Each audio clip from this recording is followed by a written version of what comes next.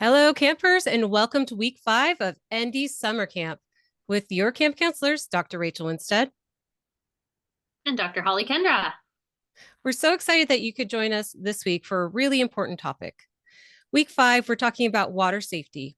We're going to cover things like dry drowning and secondary dry drowning, which is something that is life-threatening, but doesn't have to be. And you're going to get a checklist of what to pack for the beach. And Dr. Kendra, I know you've got some interesting stuff that we're talking about around water safety. Can you let us know, give us a little preview? Yeah, I have a handout to give you all on beach and water safety. It's a more generalized handout to talk about when you are either going to the river, going to the lake, going to the ocean, or even just swimming in your pool. Some different things to think about to make sure that you are having a safe and fun time for that. And then the other handout that I have for you all is that it's a handout on the importance of understanding riptides. Riptides are a big deal, and they're not something we want to take lightly. And they are also something that are if you've never experienced one or seen one, it's good to have some visuals. And I have some pictures, some graphics, some images in this document so you can know what to look for if you're at the beach and a riptide should come up. Really important. I actually almost died from a riptide when I was a kid, and it inspired our whole family to do swimming lessons. I was 4 or 5 at the time, so about my youngest child's age. And we were visiting family in Mm-hmm. Hawaii. And I'm just grateful to be here. And I have to tell you, I'm a fantastic swimmer. I even did a swim team in high school. So it happens to anyone Yeah, and everyone. Even strong swimmers can fall victim to riptides. So I'm so appreciative that you're covering this topic. It's something we don't think about, but is super important. super important. Okay, campers, we're going to go ahead and launch into our first presentation. And thankfully, you're going to get handouts for all of this stuff. We're just going to give you some of the highlights and preview the handouts for you so that you can print these and keep these as references. And I think you're going to really like some of the things that I suggest for packing for the beach. Just common sense stuff. Just like Dr. Holly, it's kind of relaxing and sorry, it is kind of general. And I will give you a few more details as we talk through it. Just common sense things like, maybe don't have things with mayonnaise or foods that could give you botulism sitting out in the sun. Just a little preview of what we might be talking about in just a few minutes. Okay, campers. So I know you all know how to pack a bag to go to the beach, but I thought it might be helpful to revisit some things that you should consider packing for a well-rounded bag so you can enjoy a wonderful long stay at the beach. If you recall, the sun is most intense between 10 and 2 or 10 and 4. So having opportunities for rest and for shade, or at the very least, protecting yourself from the sun is really important during this high sun intensity part of the day. And unfortunately, that's also the time of the day we want to go play in the waves because it's so hot. So, a couple suggestions on here will be just common sense, like wearing a sun hat, but some others are going to be like, bring an umbrella, get some shade. So, the first and most obvious thing is have a beach bag. I prefer a beach bag that is mesh on the sides or at least at the bottom so that sand can shake out of it. Other people prefer canvas bags or something a little bit more durable, but I find if I have a mesh bag, then the sand can be the bag can be shook a little and the sand can get out of there. Also, don't forget about a waterproof bag or a plastic bag to put your wet swimsuits and other wet gear in. Um, it's something I routinely forgot for the longest time. And I would end up having to stuff towels and swimsuits into my bag. And then who knows if I'd remember or if I'd see them all to get into the laundry immediately. Swimsuit, cover up, strong, and especially great for kids, or if you do beach sports like surfing, is to wear a rash guard shirt. Most of these rash guard shirts are SPF 50, so it minimizes how much sunscreen you have to put on, which I love. Um, it's a little cooler at the ocean or at the rivers and other places. So a lightweight shawl or lightweight sweater is always a great idea. Also can help protect you from UV radiation, which causes skin damage, sunburns, and skin cancer. Flip-flops, sandals, or other water shoes could be helpful. A beach towel. Please bring more towels than you think you need. Just from experience, you always will need just a little bit more in the way of a beach towel. Great for brushing off wet sand. Also, spills happen. So just bring an extra towel. Picnic or beach blankets are great. You could throw it down on the beach sand or wherever you're going to be setting up for those tables that are questionable hygiene, throwing that on top so you've got a clean area to hang out, always a easy solution, or putting it over beach chairs. Um, Speaking of beach chairs are also really great things to bring. And I don't believe I got that on this list. Um, Change of clothes, always great. T-shirts, shorts, sundress. Don't forget your socks if you're going to be wearing shoes. There's nothing worse than having to drive barefoot or with sandy feet on a in a hot car. So socks, always forgotten, but definitely a great option. And then protect yourself from the sun. Big sun hats, baseball caps, baseball caps, anything to keep the sun out of your eyes and off your face. Don't forget to get some polarized sunglasses. Sunglasses are preferably polarized. I need to go let a cat out really quickly. Otherwise, he's going to be meowing the whole time. Hang on. Personal care products, sunscreen. Please check out week 1 of ND Summer Camp for recommendations and uh, more specific information about picking a good sunscreen, sunblock. I prefer a mineral-based one because it blocks both UVA and UVB radiation. UVA causes skin cancer, UVB causes sunburns.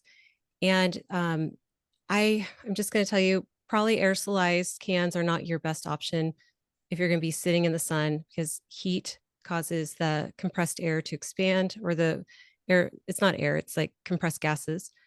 And that can actually damage the can, cause them to explode, or also damage the chemicals that make up most traditional sunscreen. So a cream mineral based one would be my number one recommendation for packing for a day at the beach. Don't forget about protecting your lips from the harsh sunlight. Also, I think a lot of us forget about it, but lip balm with a SPF of some sort is a great idea. Sunscreen, I like a 30 SPF.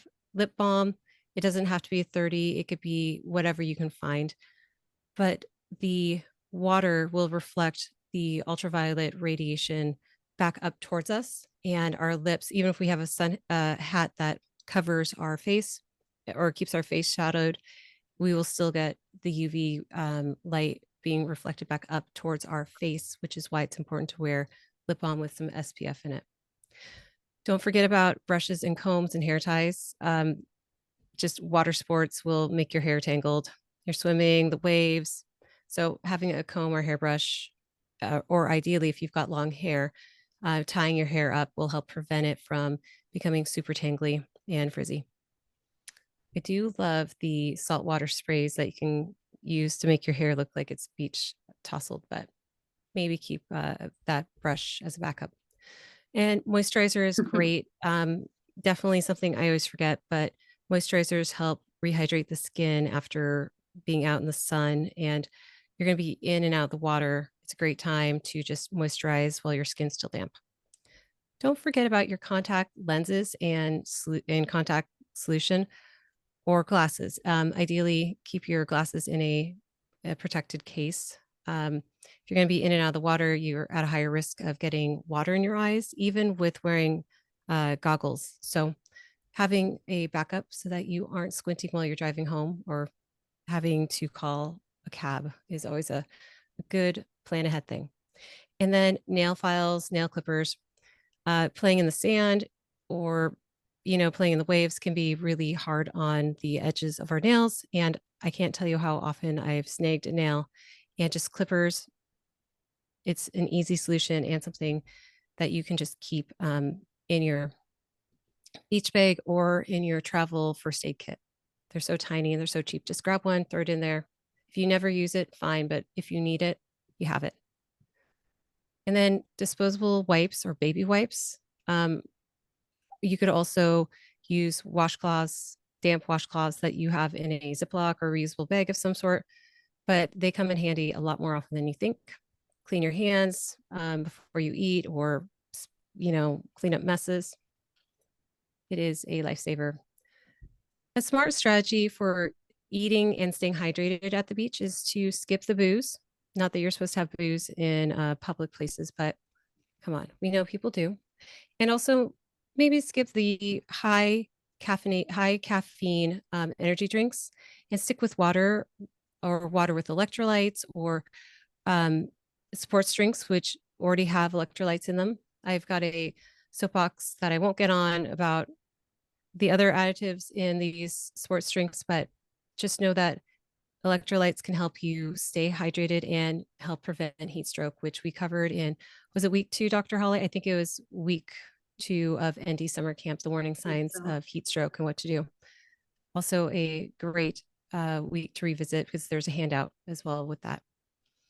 So water balls, don't just bring one, have many water balls, ice, uh, freeze them, have lots of ice in them, cool down your body temperature, your core temperature can help also prevent heat stroke.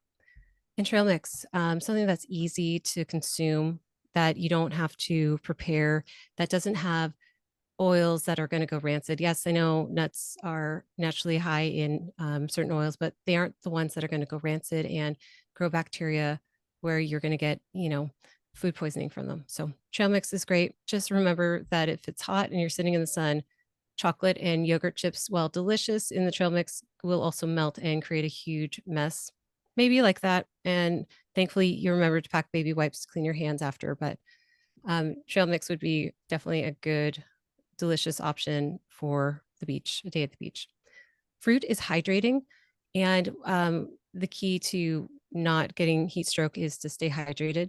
So hydrating fruits, fruit kebabs are fun, festive, and something you can eat while walking around on the beach or just eat with one hand. Watermelon and frozen grapes are also great choices for going and spending a day at the beach. And make ahead rolls or sandwiches or wraps. Um, just pre-make them. Don't try to make them and have sand get in them. I also want to mention mayonnaise and other condiments that are creamy like that will spoil. So please keep them in a cooler. Keep them chilled and avoid food poisoning. I also don't love it when people pack potato salad, just mayonnaise-based potato salads. You're more likely to have it sit in the sun, to go bad, and to get food poisoning. So don't do that. Chips and popcorn, those are salty, a great way to replete electrolytes. It's fine. You've got a ND's approval to have salty food at the beach if you tolerate salt, just because we're trying to rehydrate you and keep your electrolytes up. Hummus and veggies, always a fantastic option. Hummus has protein and fiber. Veggies are full of antioxidants. They're hydrating. Think cucumber slices, carrots, and bell peppers. Those are easy to pack. Peas, jicama, all great options for a day at the beach. And then jerky.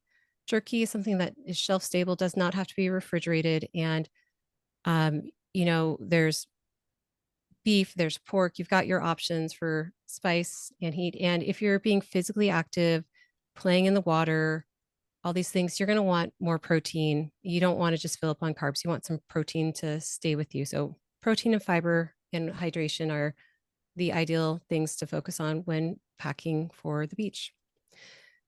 Keep everything you can in a cooler if possible, or a refrigerator bag with lots of ice bricks, just to help minimize the risk of food spoiling and getting food poisoning. So beach gear, I'm sure y'all have your favorite things to do at the beach, but don't forget swim goggles are great, especially if you're a contact wearer like I am, just as a way to help protect your eyes from losing contacts or, getting eye infection. So, water and other small microbes can get underneath your lens and then they're stuck sitting against your eye. We don't want that. So, swim goggles are great for that, preventing or minimizing risk of that. Snorkel gear, folding chairs, big umbrella or shade tent. I used to take a pop up tent for my young kids to the beach. That way, they would be able to get out of the direct sun because you don't know if you're going to have shade at your beach location, and you just want to plan ahead for the chance that you aren't going to have shade there. Any beach sport or water toy that you would like to use, safety flotation devices. Um, Even the best of swimmers sometimes need, and I'm thinking of new swimmers and children, probably could benefit from having a life jacket or floaties of some sort just there. Better to be safe than sorry. Already talked about this cooler with waterproof insulated bag and with ice bricks. And then just waterproof phone cases, always a great option to keep your phone safe from the water. I know people who have lost cell phones to the bottom of the ocean, and you know, just having a waterproof phone case with some loop that can go over your wrist is a great way to not spend $1,000 on a new phone. And then a couple more things: travel essentials, travel first aid kit, um, band-aids, alcohol wipes, just the really basic first aid kit is a great option. Burn cream, and stick your fingernail clippers in that kit. They're tiny, they'll fit right in. Bring some books, books, magazines, something to have some rest and some downtime. But please don't be neglectful or get so absorbed in your book that you forget where you are or to watch for your companions and making sure they're safe playing in the water. And then board games and card games are always a fun way to pass some time while you rest between sessions playing in the water. Those are just the common sense things that I would suggest for a fun day at the beach.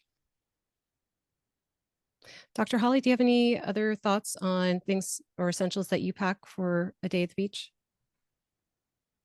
Nothing in addition to, but I do want to give a shout out to those baby wipes. I'm telling y'all, Oh, yeah. even if you don't have kids, throw a bag of baby wipes in there because those come in so handy. And I know that we always get to the first warm days of the summer and we go for ice cream, and then Oh, we yeah. don't have baby wipes in the car.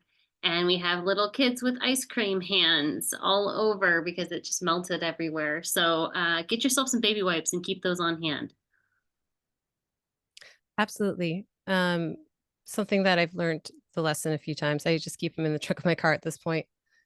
And then Yep. rash guard shirts, you can get them on Amazon. They don't have to be expensive, but they really do save you a whole bunch of sunburn and irritation. Okay, Hmm. so the next thing we're going to talk about is what dry drowning is and secondary drowning. And that is going to be the beginning of the last three presentations for this week's ND Summer Camp. You are going to get this as a handout. So give us a second. We will get into that presentation. Okay, guys, as promised, this is our dry drowning and secondary drowning handout. It's the warning signs and suggestions of what to do if you suspect that someone is dry drowning or having secondary drowning um, events. So I do want to say this can happen anywhere. It doesn't just have to be the beach or a lake or a river. The most common place for people to experience dry drowning is actually for small children at home. They're playing in the toilet because, mom or dad or the caregiver, had to do one thing like answer the phone or figure out what the crash was in the other room. Or babies are slippery and they accidentally slide in the bathtub. So with that caveat that the beach is not the number one place where children experience dry drowning or secondary drowning, I do want to focus this presentation on that as what happens. So dry drowning occurs when water is inhaled into the lungs or inhaled, but it doesn't reach the lungs. However, it does cause our vocal cords, which are these things that help us make sound that are situated but halfway, 2/3 of the way down our throat towards our lungs. And it causes them to spasm and close up. And it can make it really difficult to breathe. This can happen anywhere from an hour to up to 48 hours post water incidents. It just depends on how quickly and how significant the inflammation was. And then this isn't the same as secondary drowning, which you may also have heard of. Secondary drowning occurs when you inhale water, but it does reach the lungs. The water that reaches the lungs causes the lungs lining to be irritated, and that causes our body to bring more fluid to the lungs. And the reason it brings fluid to injured areas of our body is so that we can have white blood cells, our immune system, go in and try to find and fight off infections. So it's a very dangerous situation. It is just a normal response, but in a dangerous place for it to occur. And this condition, this swelling of the lungs, the fluid building up, is called pulmonary edema. You do need medical care if you suspect pulmonary edema. Just call 911, go to the ER. And it can occur usually over up to 24 hours post post inhalation of water. Most of the time, folks notice trouble breathing right away, within minutes of that water exposure. So that one a little bit more rapid than the dry drowning, which can take up to 2 days to actually present. The warning signs for both of these are coughing, sputtering after swimming or being submerged. The TV shows and movies will have you believe that someone's unconscious and you press on their chest or their tummy and they spit out a bunch of water. That doesn't have to occur. People who are experiencing these types of drowning could be having trouble breathing or speaking because their vocal cords are swelling and that's closing off their throat, or their lungs are starting to swell and be filled with fluid. That's why they're having trouble breathing. You may notice it's difficult or to breathe or speak, or they may have rapid breathing, almost like they're hyperventilating or that they're laboring. Please look for signs of trouble with breathing, especially for younger people who can't speak. Nostrils will be flared. They may have this accessory muscles, which are the muscles that you will see beside the throat, might be kind of taunt and flex. They may be trying to expand their chest in some way to help increase their lung capacity unknowingly so that they can breathe. And those are signs of trouble with being able to breathe, similar to signs you might see with children who are experiencing severe croup. They will be irritable or displaying unusual behavior for their personality. Chest pain. Some people will complain of chest pain or chest tightness or discomfort, and they'll be extremely tired, usually just unusually tired, and they'll lack vitality or energy. So behavior change, such as irritability or decreased alertness. So they might seem like they're sleepy or in a stupor. That is a big warning sign that something's not right. I know that one's a hard one though, because if you're playing in the sun, being out in the sun is exhausting too and may make you feel drowsy. So just know that not any one particular symptom is the only symptom that you should look for. It's probably going to be multiple symptoms, if not the majority of these symptoms for drowning. Okay, what to do? Monitor someone after a water incident. They may or may not experience the drowning, secondary drowning or dry drowning, but definitely be near them. And when in doubt, call 911, seek help immediately if you observe any of these warning signs. Maybe sleepiness wouldn't be one I would necessarily call, but if someone seems like they're sleepy or irritable and having problems breathing, absolutely call. It's better to overreact than underreact with stuff like this. Stay calm because someone's having a hard time breathing. We don't want to excite them. We want them to stay calm. That'll help increase their ability to get oxygen into their lungs and not go to hyperventilation. Because think about it, when you're stressed out or panicking, your chest gets tight, you kind of hunch down, and you might take short, shallow breaths. And that is not what we want in this situation. And also, since it can be up to 48 hours post water incident that the dry drowning occurs, try to have all the information available right away for medical professionals, whether it is at the ER or a medic or the ambulance people, just about what you observed and when it happened. Because early detection and prompt medical care is really crucial for survival for these things and to minimize complications. So there you go. This will be attached to the ND Summer Camp Week 5 handouts, and please print it. I hope you never have to have it, but now you have the cliff notes of what to look for and what to do if you should encounter any sort of drowning stuff. Dr. Holly, any other thoughts on this? Any No, other this is really suggestions? valuable information. So thank you for sharing. Absolutely. I hope that this can help save a life. I hope no one ever has to use any of this, but if you do see something, you now have the action plan to help save someone's life.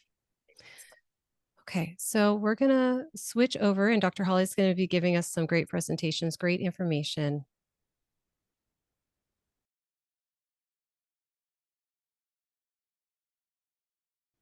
All right, campers, I wanted to zoom out a little bit on our safety presentations and just give you a kind of a general overview of some beach and water safety things to consider. We all know that going out to the beach, whether it be the lake, like here where I am, I have 3 awesome lakes that I can go visit. Or if it's the ocean, Dr. Rachel can go to the ocean to cool off. Or the lake. Or if it's just a pool, yeah, yeah. Or if it's just a pool nearby. We want to be smart and safe around the water. So wherever you're at, the first big tip is to make sure you're swimming in designated areas. Oftentimes, there is a marked zone for swimming at different public beach accesses and then also in the pool. And if possible, choose somewhere where there's a lifeguard present. There is not always a lifeguard present. I know that at one of our big beaches, there is not a lifeguard presence there on a regular basis. So it's, we're kind of taking our safety into our hands there. But make sure you're swimming in a safe spot. Second tip is to know your limits. Know your swimming ability. If you are a newer swimmer, if you haven't interacted much with the water, only swim in an area that matches your swimming skills. And make sure that you rest and you take breaks if you ever feel tired, fatigued, or overexerted. Because if you feel tired and fatigued, we don't want that to lead to some misfortune down the road. If you have little people with you, if you have children, I like this phrase. It makes me think of Mad Eye Moody from Harry Potter, constant vigilance. So always keep a close eye on your children when they're near water. And so for me, that means if I have a kiddo going in the water, I'm going to be in or like feet touching the water while they're in the water because they are not solid swimmers yet. They think they are, but they're not. So always stay vigilant around children and stay close. Be within that arm's reach of young or inexperienced children. I want to know that if I jump in the water, I'm jumping right on top of my child, basically. Dr. Rachel has already kind of alluded to this. Avoid alcohol. Leave the adult beverages at home. You want to stay sober because not only is that going to help prevent the dehydration, it also impairs your judgment and your swimming ability if you have alcohol in your system. So if you are the DD of the swimmers at the beach or at the pool, stay sober. And then another big one, use appropriate gear. So life jackets, floaties, swim aids, flotation devices. Make sure you have those around and make sure that they are well fitting. You don't want to have a child swimmer in an adult life jacket. It's not going to be helpful. And so, because they could just slip right out of it. So make sure that you have proper safety devices and gear for everybody that is in the water. You also want to be weather aware. Check your forecasts, monitor weather conditions, and be prepared to leave the water if storms approach. If there is lightning happening or if you hear thunder, get out of the water ASAP. You don't want to be in or near water when that storm rolls through. I know for us here, I'm sure there's a lot of people that are wanting to be out in the water today, but as the day wears on, they should vacate quickly because we have the remnants of Hurricane Beryl is coming towards us here. So we know that the storms are coming. So on that note, I want to talk a little bit more specifically about beach safety and hazard flags. Not every beach has these, but I will say we do have beaches here in Michigan that utilize hazard flags or hazard lights. They have the same function. So I want to make sure that you know what these all stand for and how to monitor them. You can always check whatever park or beach you're going to ahead of time. Usually the website somewhere for that park has an alert that is monitored on it to keep you in the know. Otherwise, when you arrive to the beach or the park, locate the hazard flag and see what color is flying. The green flag generally means low hazard, calm conditions, enjoy your day. Should be a nice, good day to swim. Yellow flag means medium hazard. It means use caution. There may be some big waves. It's probably going to be okay, but use caution when you're out there. Red flag is a high hazard. That means strong surf and currents, and they don't want you in the water. They would prefer if you not get in the water because they don't want to have to make a water rescue for somebody that gets towed out by a rip current or a big wave or something like that. Double red flag means the water is closed to the public and there's absolutely no swimming allowed. And then a purple flag, this one was new to me. Purple flag means that there's dangerous marine life, such as jellyfish or sharks. And so you want to use extreme caution there. Now, we don't have sharks here on the lake, so I don't have to worry about that one so much. Maybe that's why I hadn't really heard of that one. But for those of you that are in shark areas, a purple flag means there may be a shark present. So make sure you're following your local guidelines, watch those flag warnings, listen to lifeguards if they're present, and then be aware of any specific hazards in the area, such as underwater rocks or big jetty rocks, rip currents, which we're going to talk about a little bit more in a minute here. Just be aware of what is around you in your environment. Now, rip currents, like I said, I have a whole handout for you specifically on that. But you want to look for differences in watercolor, in the wave appearance, and the foam on the water. And the biggest thing to note with a rip current is you don't want to try and swim directly back to shore when you're in the rip current. You won't get very far. So I'll show you in the next handout how to get out of a rip current should you encounter one. Talking a little bit more specifically about lakes, rivers, and pools. For lakes and rivers, ensure the water is deep enough before diving or jumping in. Some lakes and rivers, depending on rainfall, depending on if it's attached to a dam, the water height and level fluctuates from time to time. So make sure you're checking to make sure that it is deep enough for swimming in. Also be aware of any strong currents, again, especially if your river or your lake is near a dam or a waterfall. And then check the water quality. You don't want to swim in water if it looks polluted, if it has a strange odor, strange color. Make sure you're watching the water quality there. If you're in a pool, never leave your children unattended, even in shallow water. That goes for being in the bathtub too.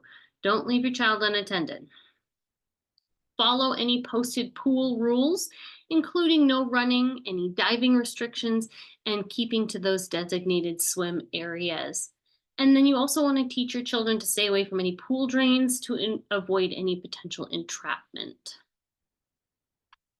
A few additional safety tips: sun protection, which we already talked about a couple times.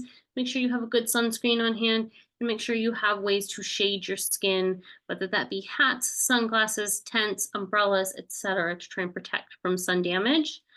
Stay hydrated. Make sure you're drinking lots of water, eating hydrating foods, and you avoid those dehydrating beverages like alcohol, caffeine, and sugary sodas.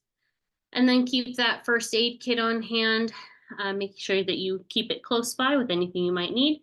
And it's always a good idea, especially for the adults in the area, to know CPR and basic first aid. Those classes are pretty prevalent these days and they're fairly affordable. I want to say they're somewhere between $30 and $50. And it's really worth it to keep up on your CPR and your basic first aid, because you never know when you're going to need it. And so it's a good way to always be prepared. Dr. Rachel, anything you'd like to add? Just a couple things. I love the reminder about staying up to date on CPR because they do from time to time change the recommendations. YouTube is, if you can't do a class, look at YouTube. Make sure you check who is giving you the advice on YouTube. And there's some catchy songs for uh, how to pump and stay pumping in an appropriate at an appropriate rate.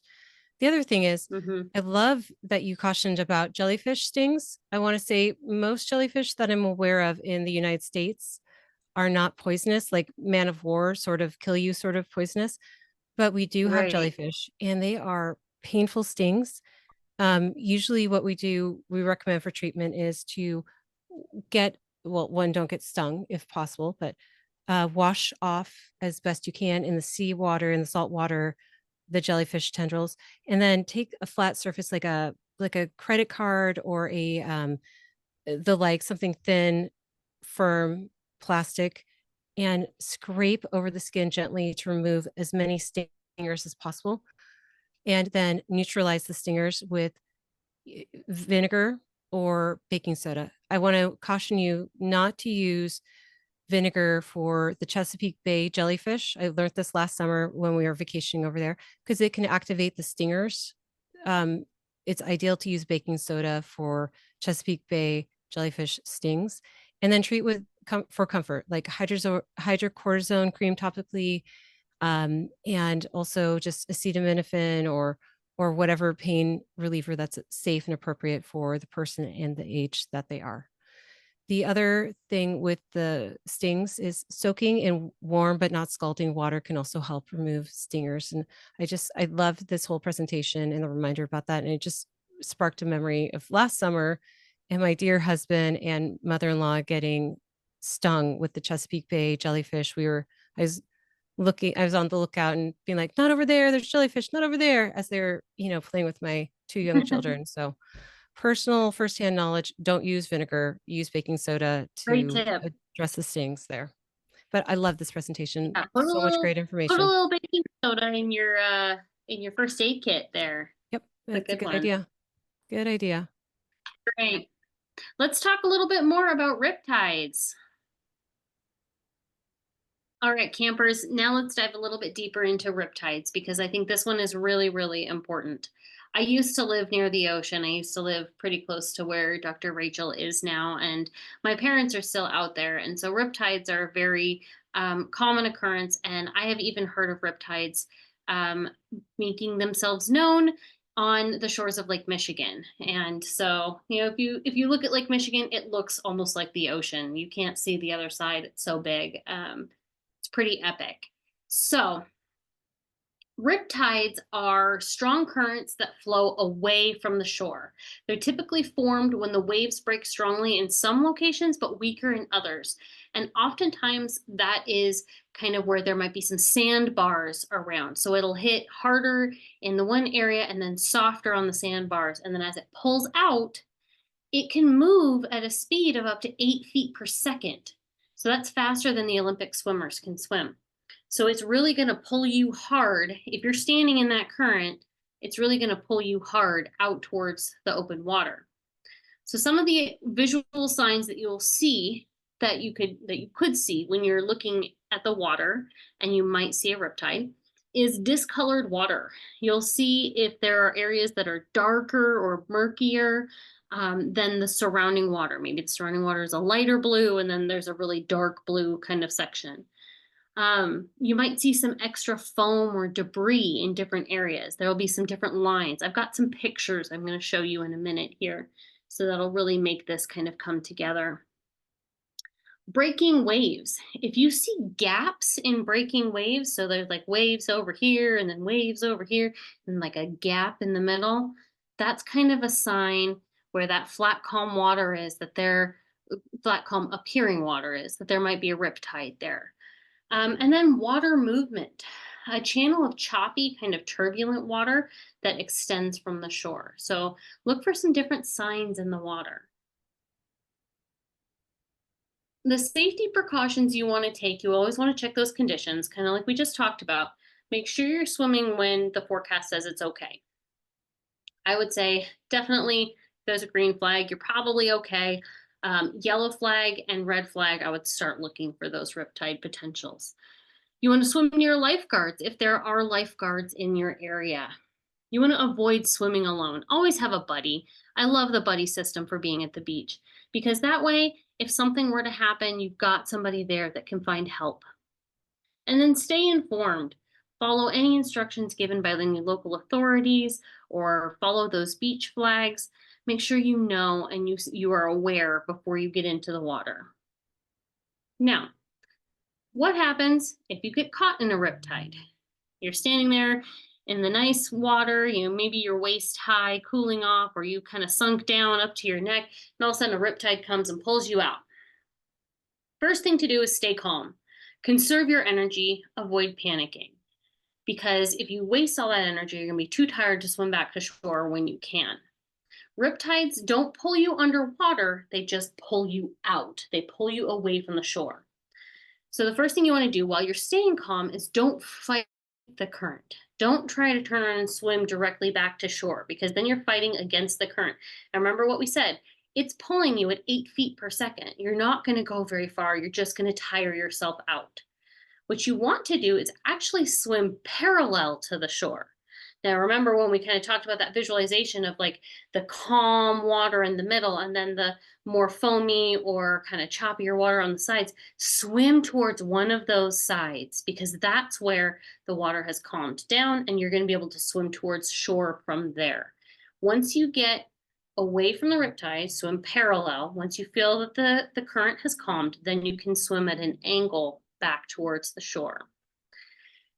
If you do start to feel exhausted or tired, or even while the current is pulling you out, just float or tread water. Just kind of relax into it until you feel like it's not pulling you any farther. Then you can start to use that energy to swim back towards shore. And then signal for help. Wave your arms and shout for help. And then hopefully your buddy is there or a lifeguard or some other beach goers and they can start the process of a beach rescue. If you're on the beach and you see somebody that gets caught in a riptide, don't get in the water. I know you want to jump in and help, but hold off. First thing you want to do is you want to immediately notify a lifeguard or a local authority and get a beach rescue in progress from there. Throw a flotation device. If you have a flotation device, whether it's like a donut inflatable ring, if you have a life jacket, whatever you have, if you have something, throw that out so that the person that's caught in the riptide can hopefully meet up with it and use that to help them. And then call for help. So again, if there's no lifeguard present, call emergency services and get that beach rescue in progress. Because that way you've got professionals that are trained to handle swimming in riptides that can get in there. Maybe it's a boat, maybe it's a helicopter, who knows? They can get out there and help rescue that person a lot safer, and then we don't have you at risk as well. Some additional tips, make sure you learn to swim, take swim lessons. Don't be embarrassed if you're an adult and you don't know how to swim. Get in the swim lessons with somebody who is well trained. They can help you learn how to float properly, how to tread water, and how to swim and become a stronger swimmer. There's no shame in doing swim lessons. Make sure you're using appropriate gear. Always wear that life jacket, and educate children. Teach children about the dangers of riptides so they know what to do if they get caught in one, and they know what to watch for when they're out playing on the beach. So I did tell you I had some images here. In this document, there is a link to a YouTube video on rip current awareness produced by NOAA, the National Oceanic and Atmospheric Association. I highly recommend that video. Um, in areas where rip currents are prevalent, you might see signs like this that are a reminder of if you get caught in a rip current, you can see what the rip current looks like. It's going to pull you out that direction. You don't want to try and go back against it. You want to go to the side and then angle back towards the beach.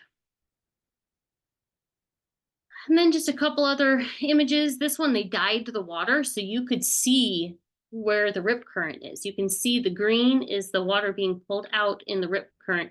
You can see that there's a different texture to that water than the other water around it. It's more choppy and wavy on the two sides, but then where the rip current is, where that dye is going, looks flat calm. So you wouldn't think it's a problem, but really what it really is it's fast moving water pulling out.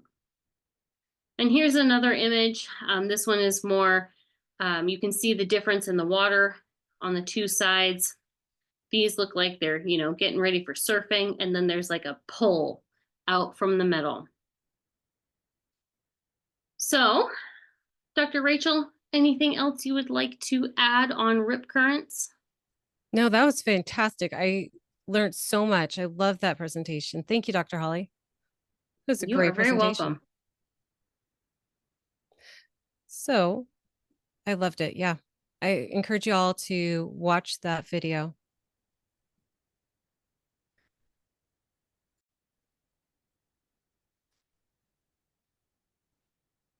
And there you have it, week 5 of ND Summer Camp, where we talked a lot about water safety.